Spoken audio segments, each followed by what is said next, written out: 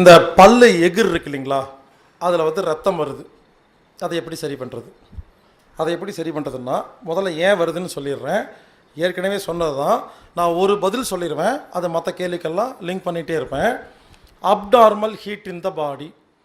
நமது உடம்பின் வெப்பநிலை 37 டிகிரி கம்மி அதிகமானால் காரி துப்பும் பொழுது வாயில் அந்த எகிரில் ரத்தம் வரும்.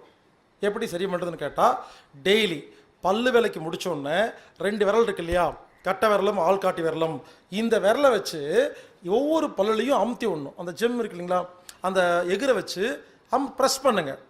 அப்படி அப்படி அப்படி சுற்றி சுற்றி ப்ரெஸ் பண்ணிட்டே இருங்க. நான் நம்ப மாட்டேங்க, எங்கே பாருங்க, டெய்லி பல்லு விலைக்கு முடிச்சோடனே எகிரை லேசாக அழுத்தி மட்டும் விட்டு பாருங்க, பல்லு அவ்வளோ க்ளீனாக இருக்கும். ரத்தம் வரவே வராது, பல்லு ஆடாது, உடையாது, அந்த பல்லு கெட்டு போகுதுன்னு சொல்கிறாங்க இல்லைங்களா, சொத்த பல்லு வராது, எதுவுமே வராதுங்க. அந்த எகிர் இருக்கு இல்லைங்களா, அது ஸ்ட்ராங்காக எந்த அளவுக்கு பிடிக்குதோ அந்தளவுக்கு எதுவுமே வராது. வெறும் கையில் லேசாக விரலில் லேசாக அழுத்தி விட்டிங்கன்னா போதும். ஒரு மசாஜ் மாதிரி இப்படி அழுத்தி விடணும், அவ்வளோதான். அப்படி பாருங்கள், அப்படி சுற்றிட்டு வரணும்.